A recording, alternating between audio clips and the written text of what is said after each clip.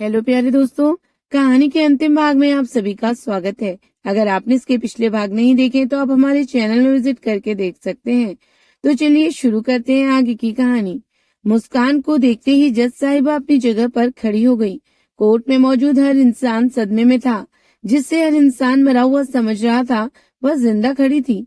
Court में पेश किए हुए शीतल के सभी सबूतों को मद्देनजर रखते हुए युवराज को कोर्ट ने बाइज्जत बरी कर दिया और विकी, ज्योति और उनके बाकी साथी सभी को नकली दवाओं, कार में रैकेट चलाने के लिए और किसी की जान लेने की कोशिश करने के लिए उम्र कैद की सजा सुनाई गई। सुभद्रा देवी फैसला सुनाते वक्त आंखों में आंसू लिए शीतल को बहुत गर्व से देख रही थी। उन्हें अपने फैसले पर गुरूर हो रहा था कि उन्होंने सही लड़की चुनी है अपने बेटे के लिए। सुभद्रा देवी के फैसला सुनाने के बाद पूरे कोर्ट में मौजूद हर शख्स शीतल की वकालत पर गर्व कर रहा था। शीतल के ऊपर सब तालियां बजा रहे थे और उसकी तारीफों की पुल बांध रहे थे। लेकिन शीतल अपनी जीत का जश्न मनाने से पहले उसकी आंखों के सामने सब तरफ अंधेरा छाने लगा। वह खुद पर कंट्रोल खो बैठी और वहीं कोर्ट रूम में बेहोश होकर गिरने लगी। युवराज तुरंत कटघरे में भागता हुआ उसके पास आया और उसे पकड़ लिया। शीतल को तुरंत वहां से हॉस्पिटल लेकर गए। सुभद्रा देवी और युवराज सभी सदमे में थे कि आखिर इतनी बड़ी जंग लड़ने के बाद शीतल इस तरह बेजान कैसे हो गई। क्या हुआ शीतल को? सुभद्रा देवी और युवराज शीतल को हॉस्पिटल लेकर गए। डॉक्टर विशाल भी उनके साथ थे। हॉस्पिटल पहुंचने के बाद विशाल शीतल को ऑपरेशन थिएटर के अंदर ले गए। 2 घंटे ऑपरेशन करने के बाद विशाल ने शीतल को आईसीयू में शिफ्ट कर दिया। शीतल बेहोश थी। डॉक्टर विशाल बहुत गुस्से में थे। आईसीयू रूम में शीतल के बेड के सामने डॉक्टर विशाल गुस्से में चहलकदमी कर रहे थे। उस कमरे में युवराज, सुभद्रा देवी भी मौजूद थे। उन दोनों को समझ में नहीं आ रहा था कि आखिर डॉक्टर विशाल इतने गुस्से में क्यों हैं। निखिल और विनोद भी वहीं खड़े डॉक्टर विशाल का गुस्सा देख रहे थे। किसी में इतनी हिम्मत नहीं थी कि वह जाकर डॉक्टर विशाल से पूछे कि आखिर वह गुस्सा क्यों है। कुछ देर बाद शीतल को जब होश आया, शीतल ने आंखें खोलकर देखा तो बेड के सामने विशाल चहलकदमी कर रहे थे। शीतल ने बहुत ही मजाकिया अंदाज में कहा, क्या हुआ विशाल, तुम इस तरह फास्ट वॉक क्यों कर रहे हो? 15 अगस्त आने में तो अभी 2 दिन बाकी हैं। यह सुबह का नाश्ता हजम नहीं हुआ। विशाल बहुत गुस्से में शीतल के सामने आ खड़े हुए। विशाल ने कहा, मेरे अंदर ज्वाला भड़काकर तुम्हें मजाक सूझ रहा है? शीतल, तुमने मुझसे झूठ क्यों कहा? मैंने पूछा था ना कि क्या तुम्हें चोट लगी है? तुमने कहा बिल्कुल नहीं लगी है। तो फिर तुम्हारे दाएं हाथ की हड्डी क्या हिमालय पर्वत पर तांडव करने गई थी जो टूट गई? और तुम्हारी रीढ़ की हड्डी में क्रैक है, वो कहाँ से आए? तुम्हारे पैर में भी बहुत गहरे जख्म हैं। बोलो, यह सब आया कहाँ से? क्या तुम्हारी बचपन की फ्रेंड है जो तुमसे मिलने आ गई? डॉक्टर विशाल शीतल को बहुत गुस्से में डांट रहे थे, पर शीतल उनकी बात सुनकर मुस्कुरा रही थी। शीतल वहीं पास में रखे फर्स्ट एड बॉक्स से कुछ कॉटन उठाकर अपने कान में डालने लगी ताकि उसे विशाल की डांट सुनाई न दे। पर विशाल ने देख लिया। विशाल ने शीतल के हाथ से कॉटन छीनते हुए कहा, गलती की है तो डांट पूरी सुननी पड़ेगी। कान बंद कर लोगी फिर भी डांटूंगा। तुम मुझे बताओगी कि तुम अपने आप को सुधारने का क्या लोगी?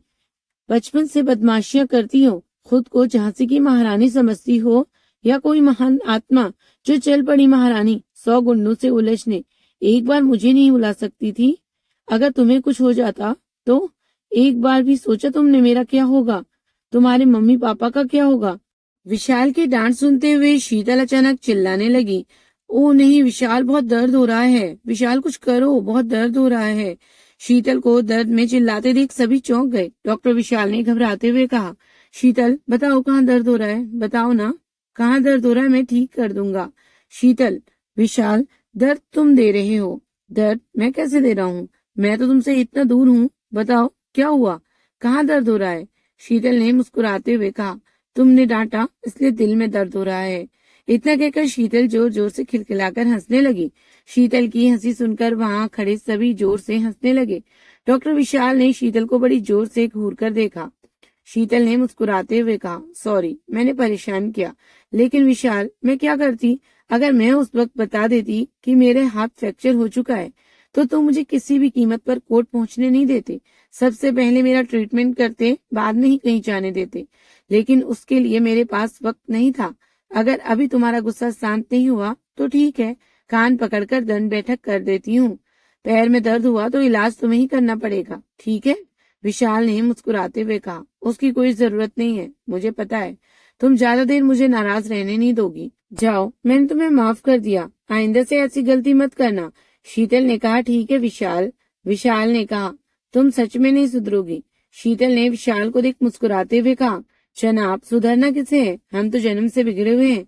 शीतल ने आसपास देखा तो सभी अचंभित उसे देख रहे थे। सभी एक बार फिर शीतल के ऊपर हंस पड़े। हंसते हुए सुभद्रा देवी ने युवराज को जिज्ञासा भरी नजरों से देखते हुए कहा, युवराज बेटा। युवराज ने तुरंत पलटकर जवाब दिया, हाँ मम्मा। इस शब्द को सुनते ही सुभद्रा देवी खुशी से झूम उठी। सुभद्रा देवी ने तुरंत युवराज को गले लगा लिया और उसका माथा चूमते हुए कहा, बेटा तुम्हें सब याद आ गया? तुम्हें याद आ गया कि मैं तुम्हारी माँ हूँ? युवराज ने मुस्कुराते हुए कहा, हाँ मम्मा, मुझे सब याद आ गया कि आप मेरी मम्मा हैं। सुभद्रा देवी ने हंसते हुए कहा, इतना बड़ा हो गया है लेकिन अब तक मम्मा कहना नहीं छोड़ेगा। और शीतल, तुम्हारा शुक्रिया मैं किस तरह करूं, मुझे समझ में नहीं आ रहा। आखिर तुमने अपने सारे वादे पूरे किए। मुझे गर्व है तुम पर। तुमने जो भी कहा था सच कर दिखाया। बस तुम जल्दी से ठीक हो जाओ। डॉक्टर विशाल ने एक हफ्ते तक शीतल को बेड से उठने नहीं दिया, ना ही घर जाने की अनुमति दी। सुभद्रा देवी और युवराज समय समय पर आकर शीतल की सेहत का जायजा लिया करते थे। आज 2 हफ्ते बाद शीतल को घर लाया गया। शीतल हॉस्पिटल से आजादी पाकर बहुत खुश थी। रात के 9 बज रहे थे। शीतल, युवराज और सुभद्रा देवी तीनों ने मिलकर रात का डिनर किया और फिर सभी अपने अपने कमरे में सोने चले गए। शीतल अपने सोफे में बैठकर कुछ बुक्स पढ़ रही थी तो युवराज ने कहा, शीतल आप बेड में सो जाइए, मैं सोफे पर सो जाता हूँ। आपके हाथ में फ्रैक्चर हुआ है, आपको कंफर्टेबल फील होगा बेड में। शीतल ने कहा, नहीं जरूरत नहीं है, मुझे आदत है सोफे पर सोने की। नहीं, आप बेड में सोएंगी, मैं सोफे पर सो जाता हूँ। आपके हाथ में दर्द है, प्लीज सो जाइए बेड पर। शीतल युवराज को मना नहीं कर पाई और बेड पर जाकर बैठ गई। लेकिन युवराज को सोफे पर नींद नहीं आ रही थी। वह बार बार करवटें बदल रहा था। शीतल उसकी सारी हरकतें गौर से देख रही थी। शीतल ने कहा, युवराज ये तुम क्या कर रहे हो? मैं जानती हूँ तुम्हें वहां नींद नहीं आने वाली। आ जाओ यहाँ बेड पर मेरी गोद में सो जाओ, हमेशा की तरह। तुम्हें अच्छी नींद आएगी। मैं तुम्हें बिल्कुल डिस्टर्ब नहीं करूंगी। शीतल की बातें सुनकर युवराज बहुत हैरान नजरों से शीतल को देखने लगा। तब उसे याद आया कि उसकी दिमागी हालत जब ठीक नहीं थी, वह रोज शीतल से जिद करके उसकी गोद में सोया करता था। युवराज ने शर्मिंदगी भरी नजरों से शीतल से कहा, सॉरी, मैंने आपको उन दिनों बहुत तंग किया ना, माफ कीजिएगा। मैं खुद में काबू में नहीं था, इसलिए मैंने ये सब किया। पर अभी कोई जरूरत नहीं है। आप चिंता मत करिए, अब मुझे सोफे पर भी नींद आ जाएगी, वह भी बिना दवाइयों के। शीतल ने कहा, कोई बात नहीं, आपने जानबूझकर तो नहीं किया ना ये सब। It's okay. उस सिचुएशन में ऐसे मिस्टेक हो जाती हैं। कुछ दिन बाद शीतल और युवराज को जिंदगी बहुत ही नॉर्मल हो चुकी थी। शीतल, युवराज और सुभद्रा देवी मिलकर एक साथ बहुत खुश रहने लगे थे। साथ में खाना खाते, साथ में ढेरों बातें करते और पुरानी यादों पर एक साथ मिलकर बहुत हंसा करते थे। एक दिन शीतल सोफे में बैठी थी। कमरे में बैठे बैठे उसका मन नहीं लग रहा था। उसने सोचा चलो बाहर हॉल में टहल कर आ जाएं। शीतल धीरे धीरे अपने बेड से नीचे उतरने लगी। अभी उसके पैर में जख्म पूरी तरह भर नहीं पाए थे, इसलिए उसे चलने में बहुत दिक्कत हो रही थी। शीतल अपने बेड से उतरकर जैसे ही 2 कदम आगे बढ़ निकली कि उसके पैर का संतुलन हट गया और शीतल गिरने लगी। पर मौके पर आकर युवराज ने उसे संभाल लिया। खुद को संतुलित पाकर शीतल युवराज को बेहद हैरान नजरों से देख रही थी।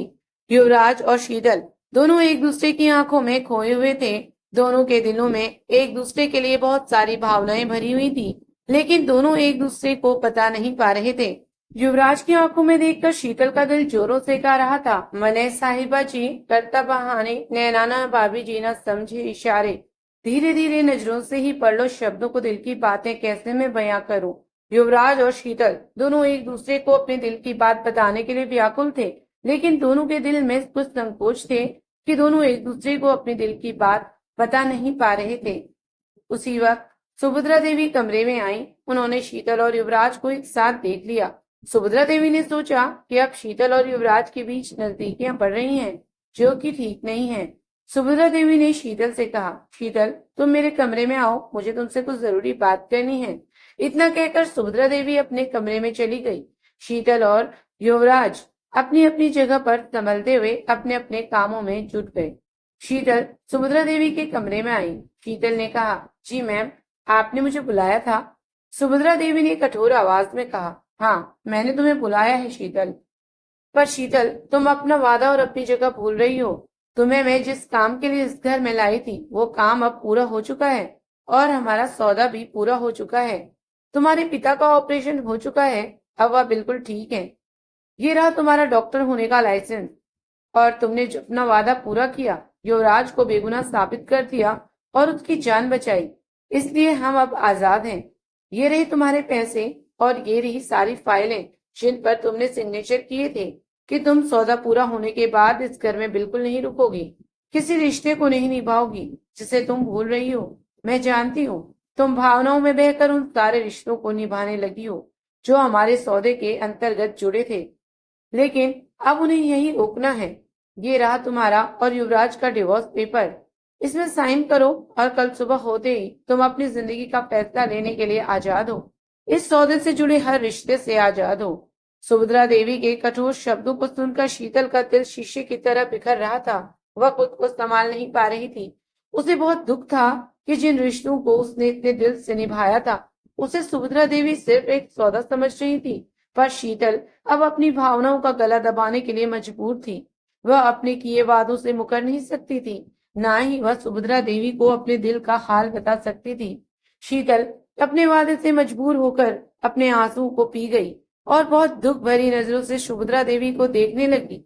लेकिन उनकी नजरें तो कुछ और ही कह रही थीं, जैसे उनके दिल में शीतल के लिए अब तक कोई जगह बनी ही ना हो।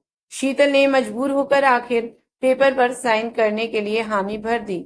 शीतल ने डाइवोर्स पेपर पर साइन कर दिया और नम आंखों को लेकर अपने कमरे में चली गई। कमरे में युवराज सोफे पर बैठा शीतल का इंतजार कर रहा था। शीतल युवराज से अपने आंसू छुपाते हुए बेड पर लेट गई। युवराज उससे बातें करना चाहता था, इसलिए शीतल ने चादर से खुद को ढक लिया तो युवराज भी चुपचाप अपनी जगह पर सो गया, ये सोचकर कि सुबह अपनी बात पूरी कर लेगा। लेकिन युवराज के सोने के बाद भी शीतल को नींद नहीं आई। शीतल सुभद्रा देवी की बातों को याद करती रही, जैसे उसके दिल को किसी ने अंगार पर रख दिया हो। उसका दिल बहुत व्याकुल था। शीतल सुबह जल्दी जागी और तैयार होकर अपनी सारी चीजों को अपने बैग में सहेज कर युवराज के पास आई। शीतल ने युवराज के पैर छुए और अपने माथे से लगाते हुए कहा, मैं तुमसे दूर नहीं जाना चाहती, लेकिन मैं अपने वादों से मजबूर हूँ। मैं तुम्हें अपने दिल की बात नहीं बता सकती। हो सके तो मुझे माफ कर देना। मैं तुम्हारी जिंदगी में एक सौदे से आई थी। सौदा खत्म तो जाना तो पड़ेगा ही, लेकिन जो सौदा दिल ने तुमसे कर लिया है वो कभी नहीं टूटेगा। तुम हमेशा मेरे दिल में रहोगे। मैं पैसों के लिए तुम्हारी जिंदगी में नहीं आई थी। मेरा भगवान जानता है, मैं सिर्फ तुम्हारी जिंदगी बचाने आई थी। अब तुम सुरक्षित हो, तुम्हें किसी से कोई खतरा नहीं है, तो मैं जा सकती हूँ तुम्हारी जिंदगी से। अगर किस्मत को हमें एक करना होगा तो हमें एक कर देगी। तब तक के लिए अपना ख्याल रखना। शीतल फिर एक बार युवराज के पैर छूकर पैसे का बैग बेड पर रखकर रोते हुए अपना बैग लेकर कमरे से बाहर चली गई। हॉल में सुभद्रा देवी चाय पी रही थी। शीतल ने उनसे भी आज्ञा ली और उनके पैर छूकर बिना कुछ बोले घर से बाहर निकल गई। कुछ देर बाद युवराज नींद से जागा। नींद से जागते ही युवराज शीतल को कमरे में ढूंढने लगा, रात की अधूरी बात पूरी करने के लिए, लेकिन शीतल कमरे में थी ही नहीं। युवराज ने कमरा हर तरफ तराशा, तो ना तो शीतल थी, ना ही उसका सामान। युवराज ने देखा बेड में एक बैग रखा है और उसमें एक लेटर। युवराज ने तुरंत लेटर उठाकर पढ़ा। शीतल ने लेटर में लिखा था, सॉरी युवराज, मैं जा रही हूँ। मैं जिस काम को पूरा करने के लिए इस घर में आई थी, अब वो सारे काम पूरे हो चुके हैं, तो मेरे पास इस घर में ठहरने का दूसरा कोई वजह नहीं है। इसलिए मैं अपनी जिंदगी में वापस लौट रही हूँ। आशा करती हूँ तुम भी अपनी जिंदगी में खुश रहोगे। मुझे मेरी मंजिल मिल चुकी है। इन पैसों की मुझे कोई जरूरत नहीं, इसलिए इन्हें छोड़कर जा रही हूँ। युवराज लेटर को लेकर तुरंत हॉल में भागा। हॉल में सुभद्रा देवी को देखकर युवराज ने अपनी माँ से कहा, मम्मा, ये सब क्या है? आपने ऐसे कैसे शीतल जी को घर से जाने दिया? आपने रोका क्यों नहीं उन्हें? आपने मुझे क्यों नहीं जगाया? ऐसे कैसे वह इस तरह हमारे रिश्तों को अधूरा छोड़कर जा सकती हैं? सुभद्रा देवी ने कहा, कौन सा रिश्ता? शीतल यहाँ रिश्ते निभाने नहीं आई थी। शीतल को मैं लेकर आई थी तुम्हें ठीक करने के लिए, तुम्हें बेगुनाह साबित करने के लिए। हमारे बीच एक सौदा हुआ था कि वह तुम्हें ठीक करेगी, तुम्हारे ऊपर लगे सारे इल्जामों को हटाएगी, जिसके बदले में मैं उसके पिता का इलाज करवाऊंगी, उसे एक बेहतर डॉक्टर बनने में मदद करूंगी, जो कि अब पूरा हो चुका है। तो अब उसके घर में रहने की दूसरी कोई वजह नहीं रह गई, इसलिए मैंने उसे यहाँ से जाने के लिए कह दिया। तुम्हारे लिए बेहतर यही होगा कि तुम भी उसे भूल जाओ। ये डाइवोर्स पेपर्स हैं, जिस पर मैंने उसके साइन ले लिए हैं, तुम भी साइन कर दो। युवराज ने गुस्से में कहा, आपने फिर एक बार मुझे गलत साबित कर दिया मम्मा। मैंने सोचा था आप बदल गई होंगी, अब शायद आपने दिल से फैसला लेना शुरू कर दिया होगा, लेकिन नहीं, आप हमेशा एक जज बनकर ही सोचती हैं, हमेशा दिमाग से ही फैसला लेती हैं, जो हमेशा गलत होता है। आपकी एक गलत फैसले से आज हमें कहां से कहां लाकर खड़ा कर दिया। पापा अच्छे भले हमारे साथ थे, लेकिन उन्हें आपने हमसे दूर कर दिया, और अब दूसरी फिर वही गलती दोहरा रही हैं आप। लेकिन मैं ऐसा होने नहीं दूंगा। मैं इन डाइवोर्स पेपर पर साइन नहीं करूंगा। हमारी बेरंग जिंदगी में शीतल जी एक नया रंग बनकर आई हैं।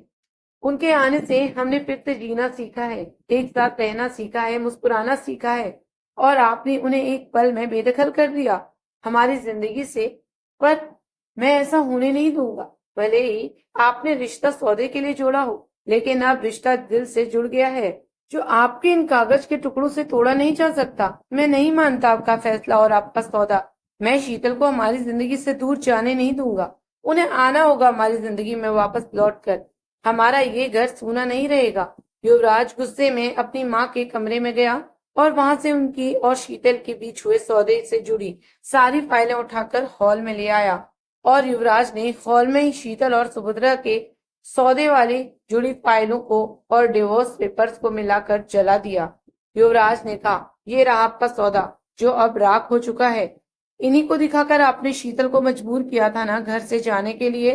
अब यह खुद राख बन चुके हैं। और रही बात हमारे रिश्ते की, तो वो मेरे राख होने के बाद ही मिटेगा।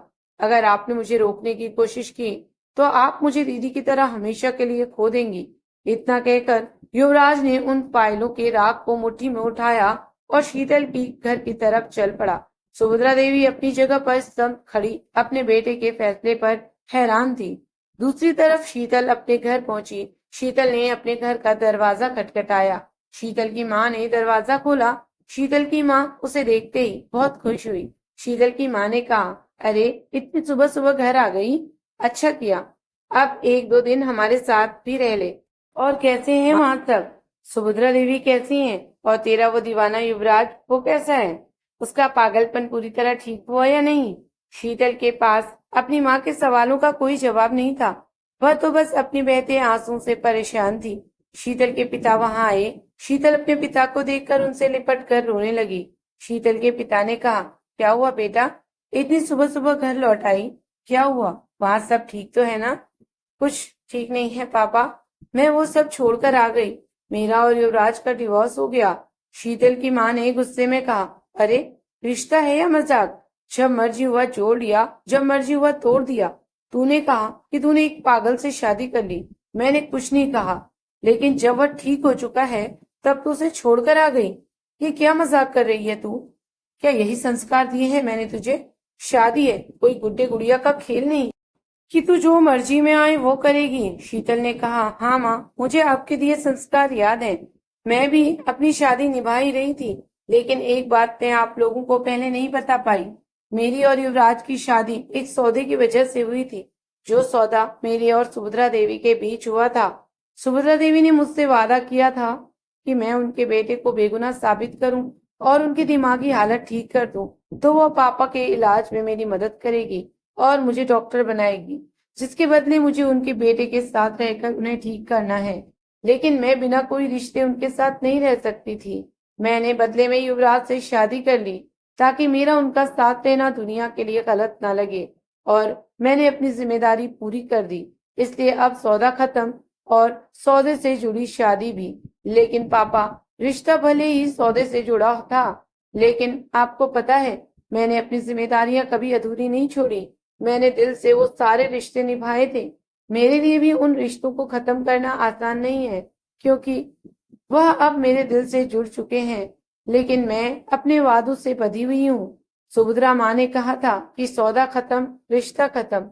सौदा खत्म हो सकता है, रिश्ता नहीं, क्योंकि वो दिल तक जा चुका है, हर दिल से जुड़ चुका है। युवराज ने दरवाजे पर खड़े होकर कहा। शीतल ने मुड़कर देखा तो युवराज उसके घर की चौखट पर खड़ा था। युवराज अंदर आया। युवराज ने शीतल के मम्मी पापा के पैर छुए और शीतल के सामने खड़े होकर कहा, हाँ, सौदा खत्म हो चुका है, लेकिन रिश्ता नहीं। युवराज ने शीतल को अपने हाथ में राख दिखाते हुए कहा, शीतल जी, ये रहा आपका सौदा और आपके किए सारे वादे जो अब राख हो चुके हैं। युवराज ने शीतल के पापा से कहा, पापा जी, मुझे एक बात बताइए, क्या शादी जैसा रिश्ता सिर्फ एक की मर्जी से जुड़ा या तोड़ा जा सकता है? उसमें दूसरे को फैसला लेने का कोई हक नहीं है, बताइए मुझे। शीतल के माँ और पापा दोनों ने एक साथ मिलकर जवाब दिया, हाँ, हक है तुम्हारा भी, उतना ही हक है बेटा, इस शादी से जुड़े फैसले को लेने का। युवराज ने शीतल से कहा, तो फिर शीतल जी मुझे बताइए, आखिर मैंने क्या गलती की थी कि आप मुझे बिना बताए मुझे छोड़कर आ गई? आपने और मेरी माँ ने एक बार भी मेरे बारे में नहीं सोचा। क्यों? क्यों नहीं सोचा मेरे बारे में? जब आपका मन हुआ आपने मुझसे रिश्ता जोड़ लिया और जब मन हुआ तोड़ लिया। क्या समझ रखा है आप लोगों ने मुझे? मैं कोई खिलौना हूँ? शीतल ने कहा, नहीं नहीं, मैंने ऐसा कब कहा? वो तो आपकी माँ ने कह दिया कि अब काम खत्म हो गया तो मैं घर से चली जाऊं, वरना मैं कभी नहीं जाती। मैं तो खुद उस घर में रहना चाहती हूँ, आप लोगों के साथ। और मैं आपसे, युवराज, हाँ, मुझसे नाराज हो, नफरत करती हो मुझसे, गुस्सा हो, बोलिए आप मुझसे क्या? शीतल, वो मैं आपसे। शीतल आगे बिना कुछ कहे अपने पापा से जाकर लिपट गई। तो युवराज ने कहा, पापा जी, इनका फैसला तो आ गया है, मैं आपका फैसला सुनना चाहता हूँ। मैं आज यहाँ से रिश्ता तोड़ने नहीं, रिश्ता जोड़ने आया हूँ। मैं शीतल जी का हाथ आपसे मांगने आया हूँ। क्या आप एक पागल को अपनी बेटी का हाथ देंगे? पहले मैं दिमाग से पागल था, अब शीतल जी के प्यार में पागल हूँ। क्या आप इस पागल को अपने परिवार का हिस्सा बनाएंगे? शीतल के पापा ने जोर से हंसते हुए कहा, क्यों नहीं बेटा, रिश्ता तो पहले ही बन चुका है और अगर दोबारा बने तो और भी गहरा हो जाएगा। युवराज भी शीतल के पापा से जाकर लिपट गया। फिर युवराज शीतल को वापस लेकर अपने घर लौट आया, लेकिन इस बार घर पूरी तरह बदला हुआ था। शीतल बंगले के बाहर कार से उतरते ही हैरानी से पूरे बंगले को देख रही थी, क्योंकि बंगला बहुत खूबसूरत सजा हुआ था। जब वह गई थी तब बंगले में सन्नाटा पसरा था, अब लौटी है तो रौनक भर गई। गार्ड ने मेन गेट का दरवाजा खोला तो सामने सुभद्रा देवी खड़ी थी। सुभद्रा देवी ने शीतल से कहा, क्यों शीतल, अब तो सही तैयारी हुई है ना तुम्हारे स्वागत की? पिछली बार शादी में कोई तैयारी नहीं हुई थी, लेकिन इस बार पूरा शहर देखेगा कि मेरे बेटे की शादी है, बनोगी मेरी बहू। शीतल ने बिना कुछ कहे सुभद्रा देवी को जोर से गले लगा लिया। सुभद्रा देवी ने शीतल से कहा, अब धूमधाम से तुम्हारी और युवराज की शादी होगी। मैं उस शादी को नहीं मानती जो हमारे सौदे की वजह से हुई थी, इसलिए मैंने तुम्हें घर से जाने को कहा ताकि युवराज खुद तुम्हें लेकर आए। अब खुश हो ना? शीतल ने कहा, बहुत बहुत बहुत खुश हो। फिर सुभद्रा देवी शीतल और युवराज की शादी बहुत धूमधाम से कराई। उनकी शादी के हर एक रस्मों रिवाजों को बहुत बारीकी और दिल से निभाया।